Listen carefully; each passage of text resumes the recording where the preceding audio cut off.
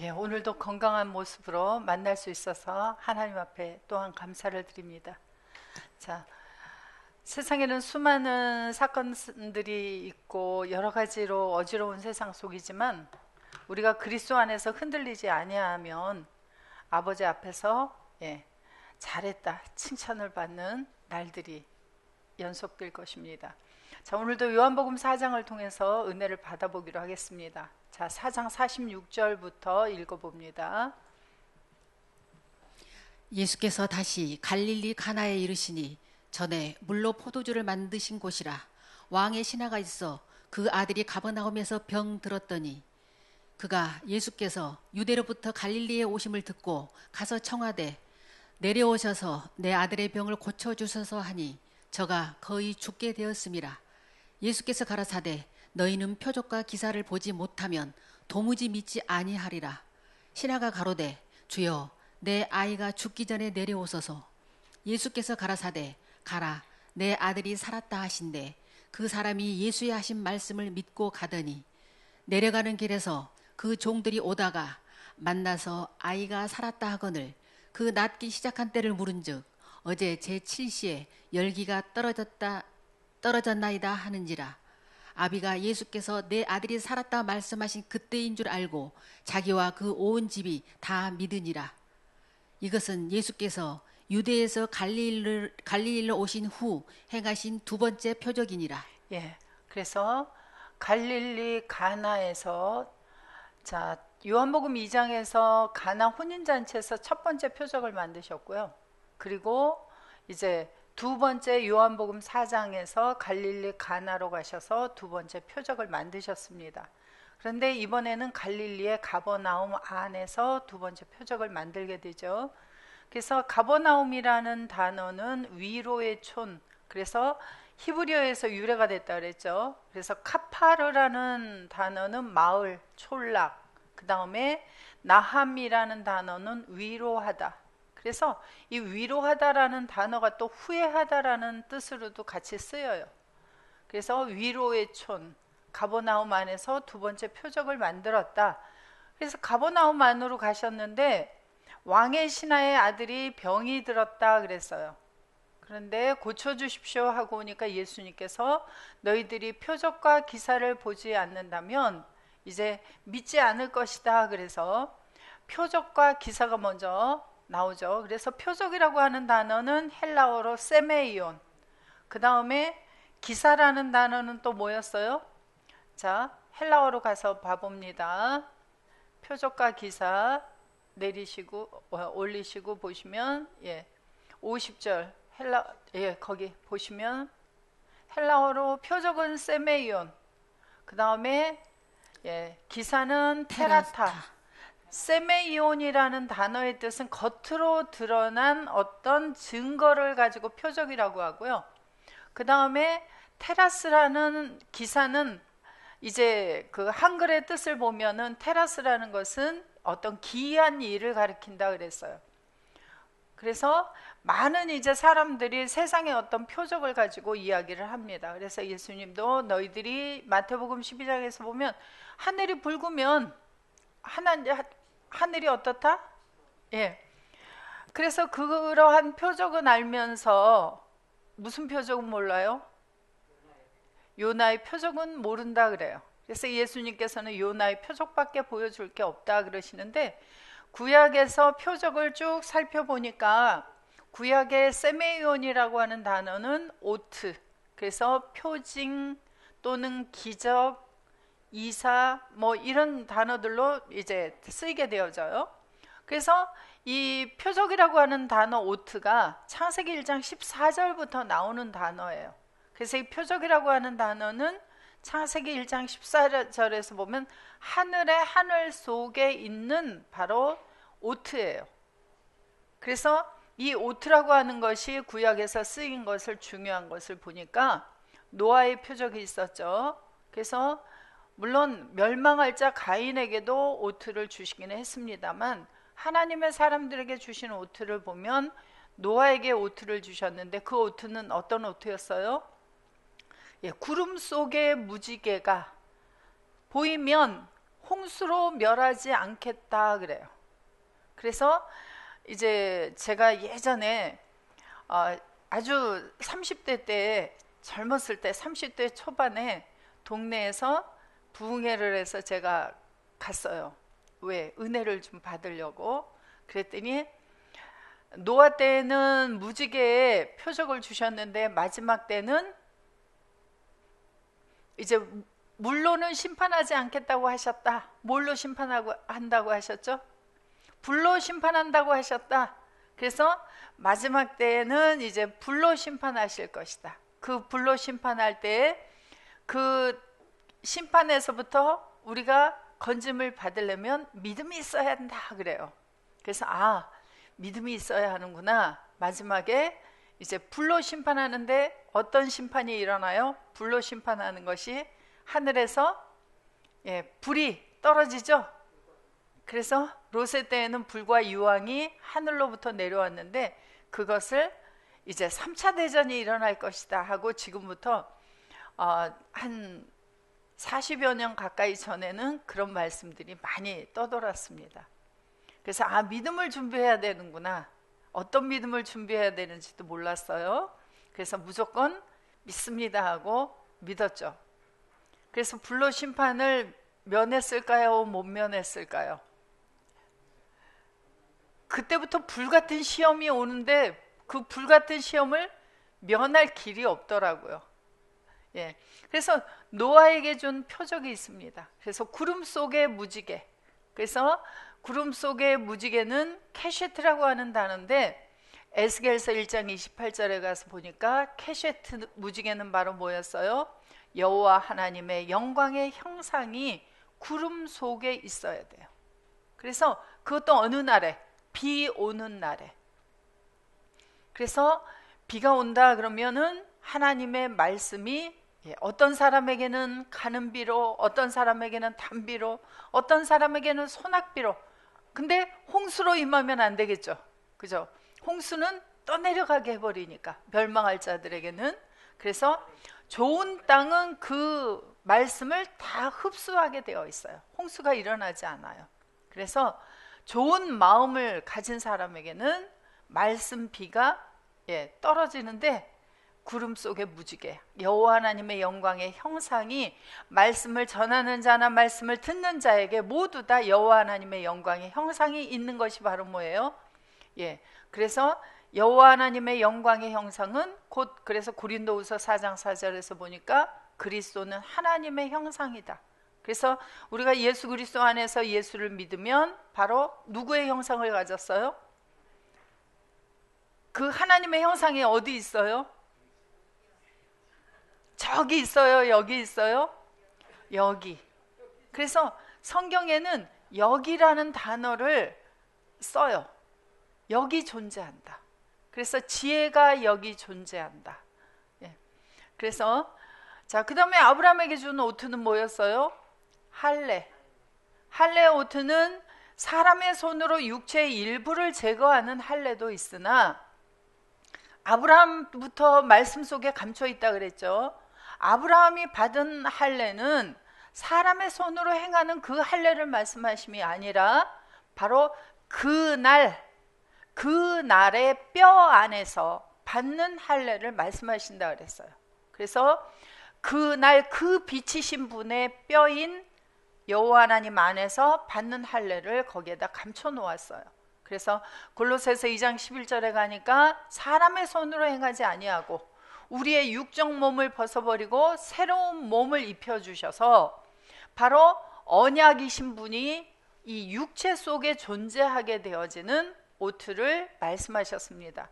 그래서 할례는 오늘날 그래서 무할례냐 또는 표면적으로 드러난 할례냐를 이야기할 것이 아니라 우리는 그리스도 안에서 감춰진 할례를 받은 감춰진 유대인들이다. 그래서 할례를 말씀하셨고 그 다음에 모세에게 준 오트는 뭐였어요? 지팡이와 문둥병이 바라는 거와 10가지 표적을 애굽에서 보여준 것이었습니까? 먼저는 내가 너와 함께 하겠다였습니까? 모세에게도 내가 너와 함께 하겠다 해요. 먼저. 그래서 여호와 하나님의 말씀이 그의 입에 임하여 함께 계셨어요. 그것이 믿어지지 않기 때문에 지팡이를 주셨고, 그 다음에 손을 품속에 넣었다 꺼내봐라, 다시 넣었다 꺼내봐라 하고 문둥병이 발했다가 여상하여졌다가 하는 그 오트를 보여주신 거예요. 자, 우리는 오늘날 주님 안에서 함께 하고 있다는데 이것이 믿어집니까? 안 믿어집니까? 안 믿어질 때 어떤 겉으로 드러난 세메이온을 요구하게 되어지는 거예요. 그런데 그리스도 예수 안에 있는 것이 우리 눈에 보여지게 되어지면 이게 뭐예요? 바로 이게 겉으로 드러난 증거예요. 확실한 증거. 자, 이사야에게 그래서 또 오트를 주셨죠. 이사야에게 무슨 오트를 주셨어요? 그래서 직접적으로 이제 임마누엘, 하나님이 우리와 함께 계시다. 그런데 이 우리가 돼야 돼요. 우리. 그래서 주기도문에서부터 무엇을 얘기해요? 제일 처음에 하늘들 안에 계신 누구 아버지? 우리 아버지. 그래서 주님하고 내가 주님을 영접하고 예수 안에 들어가서 하나가 되어진 우리예요. 하나가 되어진 우리가 되니까 그 속에 아버지가 와 계셔요. 그래서 2000여 년 전에는 예수님 혼자 임마누엘, 하나님이 예수님하고 함께 계셨어요. 임마누엘이에요. 그래서 예수님의 이름이 예수도 있지만 임마누엘도 있죠. 그런데 오늘날 그 임마누엘이 어디에 오셨어요? 나에게 오셨어요. 그래서 우리 모두를 임마누엘로 만들어 주셨어요.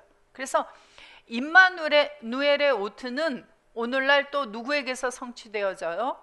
바울 서신부터는 바로 예수 그리스도 안에 연합된 자들에게 이루어지는 오트. 그래서 신약에서 바로 예수 그리스도 그분이 오트로 등장하시고 그 오트가 바로 우리에게 세메이온이 연합이 돼서 겉으로 드러난 세메이온들이 되었어요. 그래서 하늘에 큰 오트가 보인다. 어디 있어요? 하늘에 큰 오트가. 계시록 12장 1절에서 얘기한 하늘에 큰 오트. 그래서 바로 해를 입은 여자. 바로 어디 있어요? 해이신 분 예수 그리스도를 입은 여자들. 머리에는 별이 몇 개가 있어요? 12별. 그래서 별 같은, 하늘의 별 같은 자들을 만들어서 내어놓는, 왕들을 만들어 내어놓는 바로 그러한 오트들이 오늘날 우리들이에요. 그렇기 때문에 12 하나님의 아들들을 만들어내야 되죠. 그러기 위해서 우리가 영과 생명을 날마다 채워야 하고 우리가 그리스도의 장사한 분량으로 자라 올라가야 돼요. 그래서 그것이 아닌 다른 복음, 다른 예수, 다른 성령을 전하는 다른 오트들도 가장하고 등장한다 그랬습니다.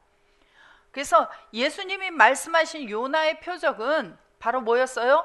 인자가 개의 마음속에 떨어져서 같이 죽고 같이 살아나는 것이 뭐예요?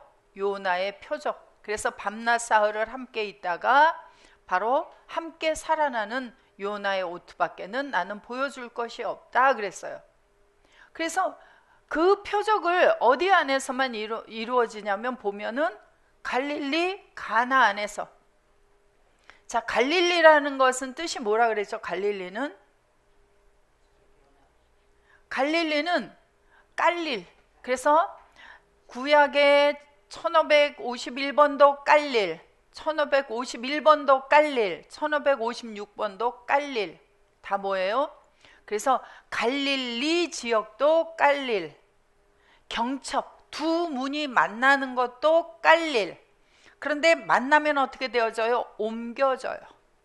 그래서 자, 옮기다라고 하는 것이 이제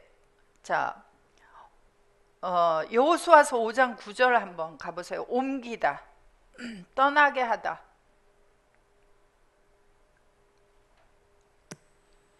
여호와께서 여호수아에게 이르시되 내가 오늘날 애굽의 수치를 너희에게서 굴러가게 하였다 하셨으므로 그곳 이름을 오늘까지 길갈이라 하느니라. 예, 그래서 어떻게 했어요?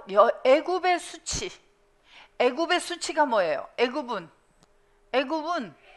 어떤 자들이 있는 곳이에요? 혈과 육의 존재들이 있는 곳, 죽음이 있는 곳, 사망이 있는 곳. 그곳의 수치를 우리에게서 옮겨버리셨다. 떠나게 하셨다. 그래서 그거 떠나게 하다, 굴러가게 하다라고 번역했는데 여기 굴러가게 하다라는 단어를 히브리어로 한번 보시면, 자, 굴러가게 하다가 뭐예요? 원형을 보니까 깔릴, 깔날. 그래서 깔날 1556번. 그래서 굴러가게 해버리는 곳. 그래서 예굽의 수치를 굴러가게 해버리는 곳이에요. 그래서 갈릴리 지역이에요. 자, 가나라는 뜻은 또 뭐라 그래서 가나는 갈대라는 뜻이 있는데, 갈대는 자, 그냥 갈대 흔들리는 갈대가 아니라 이 갈대는 7069번 획득하다, 카나라는 획득하다 또는 구속하다의 의미를 가지고 쓰여져요. 그래서 자, 시편 74편 2절을 보시면,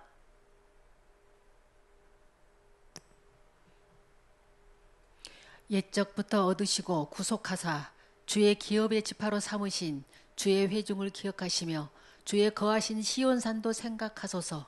예, 옛적부터 얻으시고, 자, 한번 히브리어로 보세요. 자, 얻으시고가 뭐예요? 얻으시고 카나. 예, 카나가 바로 얻으시니까 어떻게 해요? 구속하셔요. 그래서 가나 지역에는 얻으시고 획득하시고 구속시키는 곳이에요. 그래서 갈릴리의 가나에서 바로 혼인잔치가 벌어졌고, 그리고 그곳에 필요한 것이 뭐였어요? 혼인잔치에 꼭 필요한 것이 포도주, 생수, 생명이 필요했어요. 그래서 누가 줄 수 있는 거예요? 예수님만이 줄 수 있는 생명, 예수님만이 줄 수 있는 포도주가 필요한 거예요. 다른 혼인을 베푸는 사람들은 그 포도주를 줄 수가 없어요. 그래서 예수님만이 줄 수 있는 포도주이고, 그것이 갈릴리 가나에 예수님이 가셨을 때에 일어난 사건을 보여주셨어요. 그런데 오늘은 요한복음 4장은 이제 갈릴리 가나에서 어디까지 가요? 가버나움까지. 그래서 가버나움은 위로의 촌이라는 뜻을 가지고 있다. 그런데 자, 시편 86편 17절,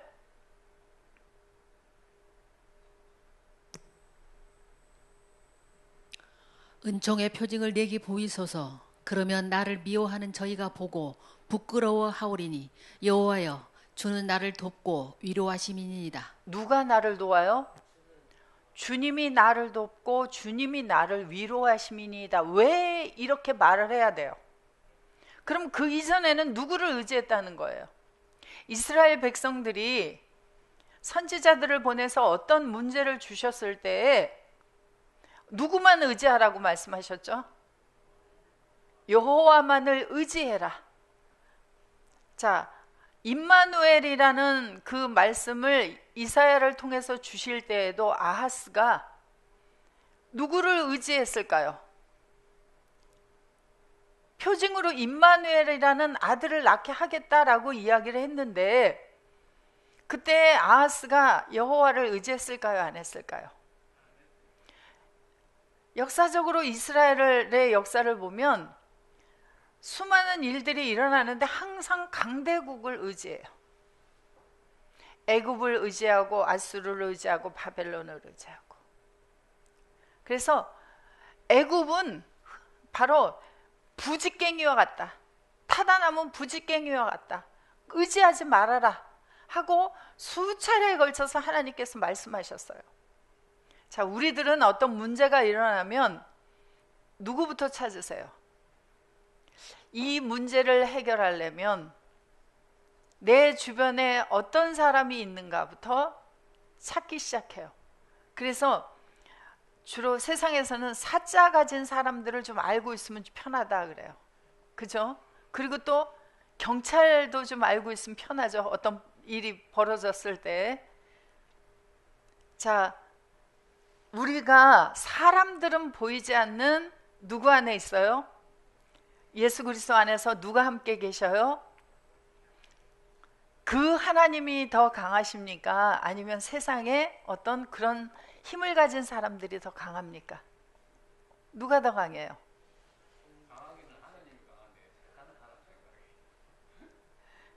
근데 우리가 어떤 하나님께서 문제를 주심은 항상 그 문제 뒤에 우리의 마음의 중심을 보시는 문제가 있어요.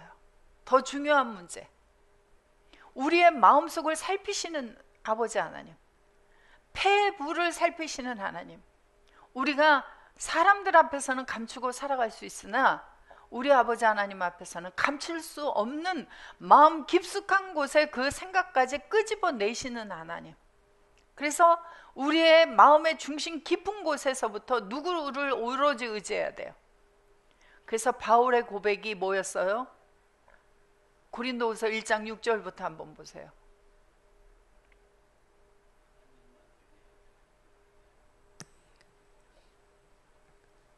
우리가 환난 받는 것도 너희의 위로와 구원을 위하며 혹 위로받는 것도 너희의 위로를 위함이니 이 위로가 너희 속에 역사하여 우리가 받는 것 같은 고난을 너희도 견디게 하느니라. 너희를 위한 우리의 소망의 견고함은 너희가 고난에 참여하는 자가 된 것 같이 위로에도 그러할 줄을 알미라. 형제들아, 우리가 아시아에서 당한 환난을 너희가 알지 못하기를 원치 아니하노니 힘에 지나도록 심한 고생을 받아 살 소망까지 끊어지고 우리 마음에 사형 선고를 받은 줄 알았으니 이는 우리로 자기를 의뢰하지 말고 오직 죽은 자를 다시 살리시는 하나님만 의뢰하게 하심이라. 그가 이같이 큰 사망에서 우리를 건지셨고 또 건지시리라. 또한 이후에라도 건지시기를 그를 의지하여 바라노라. 오직 누구만 의뢰하게 하려 하심이니라. 이전에도 나를 사망에서 건지셨고 이후에도 또 건지시기를 바라는 바이다 라고 이야기를 했어요. 자, 이 고백이 동일하게 우리들의 고백이 되어야 돼요. 그래서 자, 저는 세상의 기독교인들에게 이해가 안 되는 것들이 간혹 몇 가지들이 있어요. 딸 사위, 딸 아들 결혼시키고 자랑하는 것 중에 하나가 우리 사위가, 우리 며느리가, 우리 딸이, 우리 아들이 이렇게 하나님을 잘 중심으로 믿고 있습니다. 이렇게 말씀을 잘 믿고 있습니다. 이 자랑 안 하는 거. 하고 싶은데 못 하는 거죠, 사실은. 그죠? 그런데 그거보다 아이고 사위가 뭐 하는 사람이에요? 부터 물어봐요. 우리는 우리 마음 중심에 하나님 앞에 그런 거 없애버리고 들키지 말자고요. 그리고 그 다음에 또 뭐 있어요? 저는 아이들은 어려서부터 뭐 시키죠, 요새? 좋은 학교에 보내려고? 요새 개인 과외 옛날에는 많이 시켰어요. 그런데 교회 안에서 성경 과외는 안 시키더라고요. 아니 수학, 영어, 요새는 뭐 언어도 몇 가지씩 막 시키잖아요. 그런데 왜 하나님 나라 언어는 안 가르칠까요? 그게 좀 이상해요. 저도 그걸 믿음이 없어서 그때는 그렇게 못 시켰어요. 근데 저는 그렇게까지는 못하고 말을 할 때부터 뭐부터 외우게 했어요. 근데 믿음은 누가 주셔야 하는 거를 깨달아요? 아버지께서 허락해 주셔야만 하는구나 하는 것을 깨달았어요. 제 노력으로 되지는 않더라고요. 그래도 우리가 내 아이, 내 손자, 손녀에게 먼저 뭐부터 주고 성경책 주고 성경책을 읽고 그리고 하나님 말씀을 늘 묵상하는 자로 만드는 그러한 부모님들, 할머니, 할아버지가 되면 좋겠어요. 오직 누구만 의뢰하도록, 오직 하나님만 의뢰하도록. 그래서 자, 우리를 진정으로 위로하실 수 있는 분은 여호와 하나님뿐이다. 우리 아버지 하나님뿐이다라고 말씀을 하고 있습니다. 자, 그런데 우리가 하나님만 위로하는 게 하나님이 우리만 위로하는 게 아니라 우리도 하나님을 위로해야 돼요. 그래서 노아의 이름을 뭐라고 지었다고요? 노아, 위로하는 자다. 이 아들이 우리를 위로하는 자다. 자, 오늘날 노아들이 어디 있어야 돼요? 하나님의 마음을 위로하려면 어떻게 해야 위로할까요? 하나님의 마음을, 슬픈 아버지의 마음을 기쁘게 해드리는 거잖아요. 하나님은 무엇 때문에 슬프세요? 아들을 잃어버려서. 세상에 부모가 가장 슬픈 일이 뭐예요? 제가 이렇게 세상을, 나이를 많이 먹어서 세상에서 사는 시간이 많아지다 보니까 젊은 날에는 누구를 잃어버리면 슬픈 일이에요. 가장. 그런데 나이가 먹어서 가장 슬픈 일은, 물론 남편이 없어지는 것도 슬픈 일이기는 하나, 자녀를 먼저 내 앞에 보내면 어때요? 예전에 부모님들이 하시는 말씀이, 배우자는 어디에 묻는다 그래요? 자식은 어디에 묻어요? 마음에 묻는다 그래요. 그런데 우리 아버지께서 자기의 자식들이 지금 어디에 가서 지금 그러고 있어요? 어두움 속에서 지금 건져내야 되는데 그 일을 할 자가 누군고 하고 찾고 있어요. 그래서 슬퍼요. 아버지의 일을 행할 자를 찾고 계세요. 그런데 아버지를 위로하는 가장 좋은 길은 뭐예요? 아버지의 뜻, 아버지를 위로하는 거죠. 그래서 어둠 속에서, 죄와 사망 속에 죽어있는 하나님의 아들들을 찾아서 살려내는 것이 하나님의 마음을 위로하는 길이에요. 위로. 그래서 시편 135편 14절에 보면,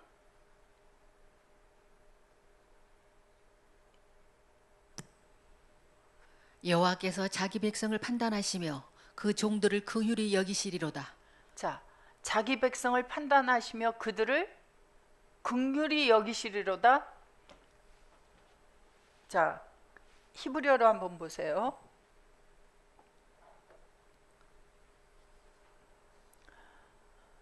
자, 여기 긍휼히 여기시다가 뭐예요? 나함. 나함. 그래서 자신을 위해서 위로받을 것이다. 자, 그래서 예수님의 이름 중에 하나가 바로 파라클레토스예요. 요한복음 14장 16절부터 보겠습니다.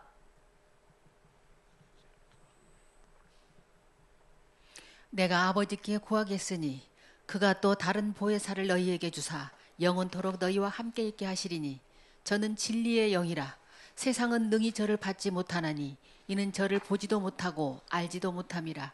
그러나 너희는 저를 아나니 저는 너희와 함께 거하시며 또 너희 속에 계시겠음이라. 내가 너희를 고아와 같이 버려두지 아니하고 너희에게로 오리라. 조금 있으면 세상은 다시 나를 보지 못할 터이로되 너희는 나를 보리니 이는 내가 살았고 너희도 살겠음이라. 그날에는 내가 아버지 안에 너희가 내 안에 내가 너희 안에 있는 것을 너희가 알리라. 자, 어느 날에 알아요? 그래서 그 날, 그래서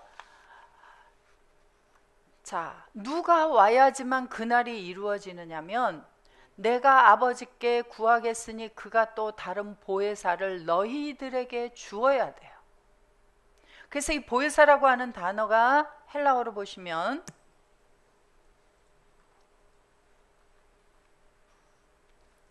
파라클레톤.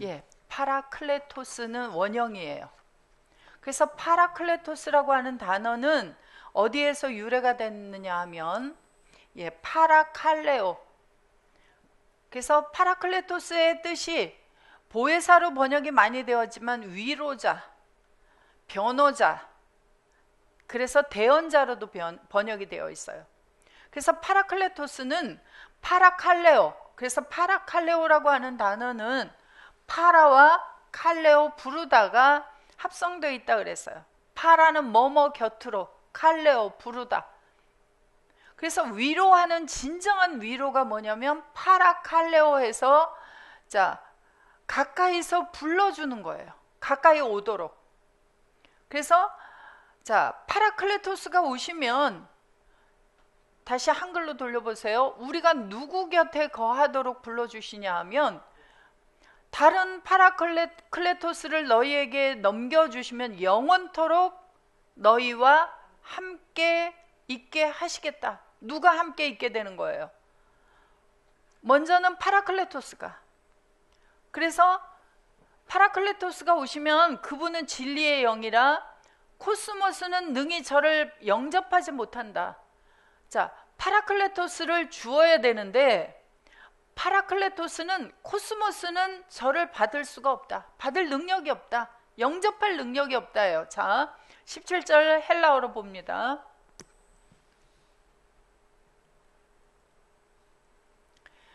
예, 토프뉴마테스 알레테야스 호 코스모스 우 듀나타이 람베인.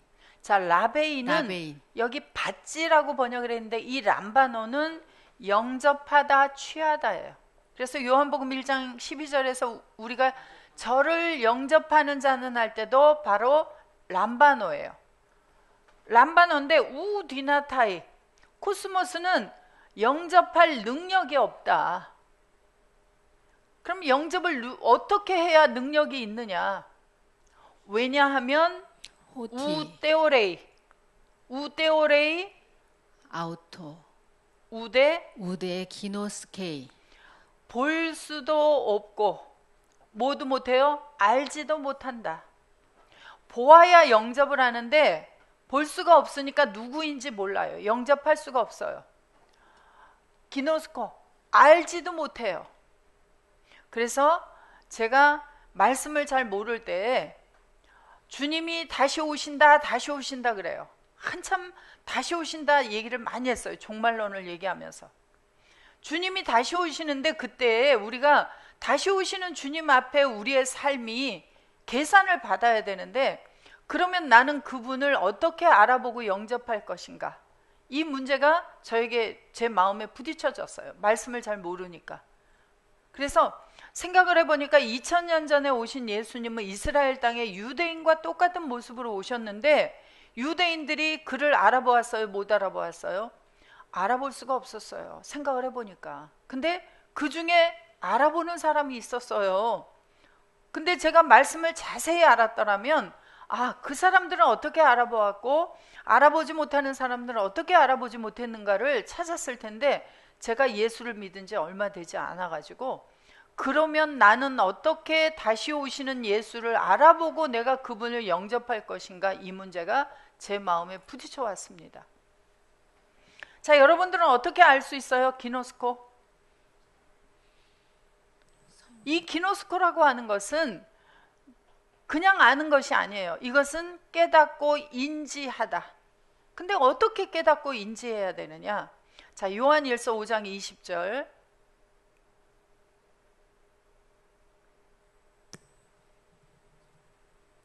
또 아는 것은 하나님의 아들이 이르러 우리에게 지각을 주사 우리로 참된 자를 알게 하신 것과 또한 우리가 참된 자 곧 그의 아들 예수 그리스도 안에 있는 것이니 그는 참 하나님이시여 영생이시라. 예, 여기 안다라고 여기에 먼저 썼죠. 여기에 안다라고 썼는데 그 다음에는 안다가 있어요, 없어요? 자, 여기 알게 하시다. 여기 안다 두 번을 썼어요. 그런데 자 보세요. 앞에 아는 것은 어떻게 알 수 있어요? 누가 와야 돼요? 하나님의 아들이 와야 돼요. 하나님의 아들이 와야 우리에게 지각을 주세요. 지각이 뭐예요? 깨달음이에요. 알 수 있는 지식이에요. 그래서 누가 와야 돼요? 우리에게? 하나님의 아들이 나에게 와줘야만 해요. 그래서 우리가 예수님을 구하죠. 구하는데 누가 주셔야 돼요? 아버지께서 주셔야만 돼요. 그냥 내가 아들을 달라고 한다 그래서 주는 게 아니에요. 하나님이 사랑하는 자에게만 아들을 넘겨주시고 그 아들이 나에게 깨달음을 주셔야 돼요. 그래서 깨달음을 주시면 뭘 깨달음을 주시느냐? 세상의 어떤 3차원에 되어지는 일들을 알도록 깨달음을 주시는 것이 아니라 누구를 알게 해주셔요?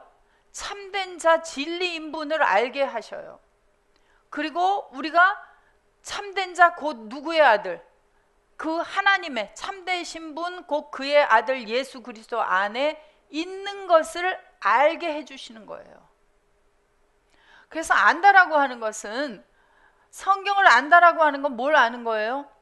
그의 아들이 나에게 와서 나를 그 아들 예수 그리스도 안에 있게 해주시고, 그래서 내가 예수 안에서 아버지 하나님과 함께 있는 하나님의 아들이다 하는 것을 알게 하신 것이 바로 안다예요.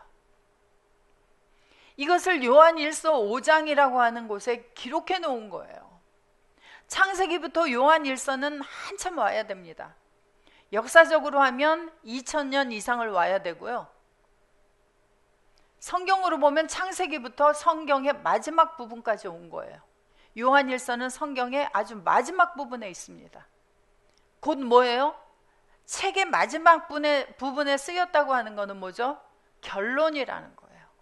성경의 결론, 성경을 기록한 결론은 뭐예요? 바로 예수 그리스도 안에 있는 것을 알게 해주시기 위한 건데, 그것이 바로 누가 와야 돼요? 내가 아는 게 아니라 하나님의 아들 예수 그리스도를 나에게 주셔야 되고, 그분 속에 내가 있어야 그분이 나에게 깨달음을 주셔서 알 수 있는 부분이라는 거예요. 성경은 사람의 지식으로, 사람의 머리로 아무리 연구를 해도 나오지 않아요. 예전에 성경을 백독했다, 천독했다, 그래서 성경 읽기 운동, 성경을 기록하기 운동 많이 했어요. 그걸 통해서 뭘 알아야 돼요? 이 결론을 알지 못하면 아무리 성경을 많이 읽어도 소용이 없어요. 어느 분이 예전에 성경을 백독했더니 내가 성경에서 물을 찾았어 그래요. 무슨 물을 찾았어요? 아가서에 생수가 나오는 물을 찾았는데 그게 바로 누구라는 걸 몰라요. 예수 안에 있는 자신이라는 걸 몰라요. 그게 무슨 소용이 있어요? 그냥 성경이 하얀 것은 종이요 까만 것은 글자, 그것뿐이에요. 예수를 아는 것은 바로 예수 그리스도 안에 있는 나를 아는 것이고, 그 안에 아버지 하나님이 함께 계시는 걸 아는 것, 이것이 바로 아는 거예요. 이걸 누가 이루어줘요? 다시 요한복음 14장 17절.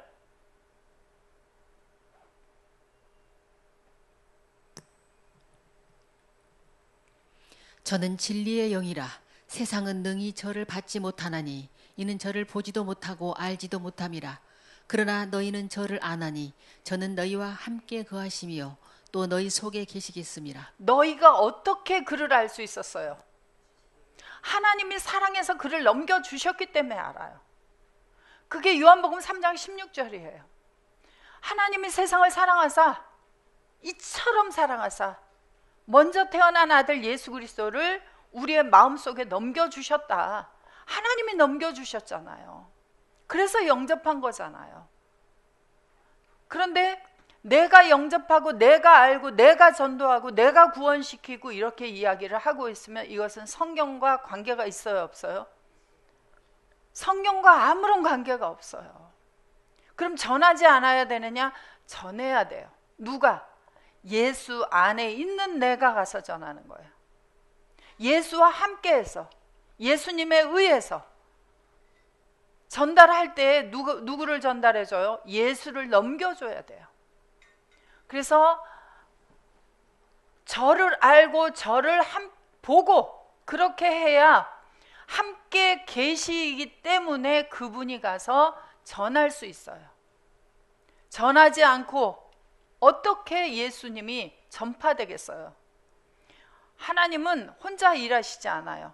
예수님도 혼자 일하시지 않아요. 오늘날 하나님은 위로받기를 원하세요.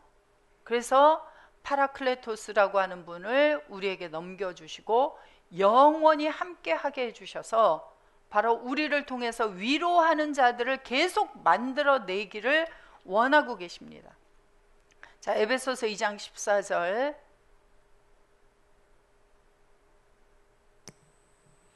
그는 우리의 화평이신지라.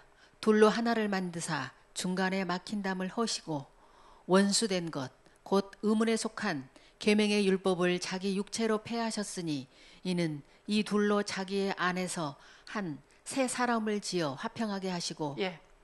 자, 그가 누구예요? 그는 예수님 파라클레토스, 그분은 예수님의 또 다른 이름이 뭐예요? 파라클레토스예요. 로마서부터는 자, 십자가에서 2000여 년 전 사복음서에 계실 때 이스라엘 땅을 다니시다가 그리고 고난을 받으시고 부활하셔서 아버지께로 가셨다가 사도행전에서는 다시 오신다를 전했어요. 그분은 다시 오신다. 살아서 아버지께로 가셨다가 다시 오신다. 가신 그대로 오실 것이다. 로마서에서는 뭐예요? 그 다시 오신다는 그분을 영접해서 내가 예수 안에 있다를 전하는 것이 로마서부터예요. 그러니까 에베소서에서도 그는 하면 누구예요? 아버지께로 가셨다가 다시 오신 파라클레토스, 그분이에요. 그래서 그분이 불러주신단 말이에요. 가까이. 그래서 그분이 뭐예요? 우리의 뭐예요? 평안이신지라, 화평이신지라, 에이레네이신지라. 둘로 하나를 만드사 중간에 막힌 담을 하시고 둘로 하나를 만들래니까, 막힌 담을 헐어버리려니까 아버지께서 나에게 보내주신 그분이 나에게 오셔서 막혔던 담, 뭘로 막혔었어요? 혈과 육, 죄를 가지고 있는 육체가 아버지 하나님과 나 사이에 담이었어요. 그래서 그 혈과 육을 허물어 버리신 거예요. 어떻게 허물어 버리셨어요? 주님이 오셔서 나와 함께 죽어주심으로 말미암아 육체와 함께 정과 욕심을 십자가에 못 박는 사건이 바로 담을 헐어주시는 사건이에요. 담을 헐어주시고 원수된 것, 의문에 속한 계명의 율법을 자기 육체로 폐하셨으니. 자, 로마서 8장 자 1절 2절 가보세요.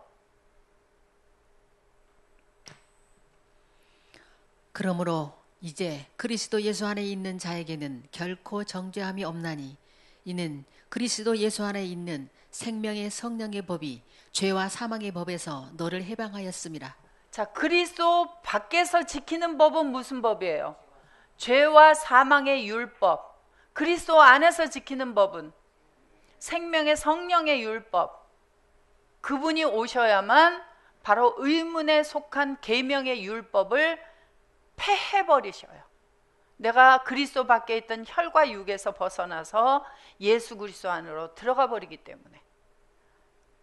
자, 쉬었다가 다음 시간 이어서 하겠습니다.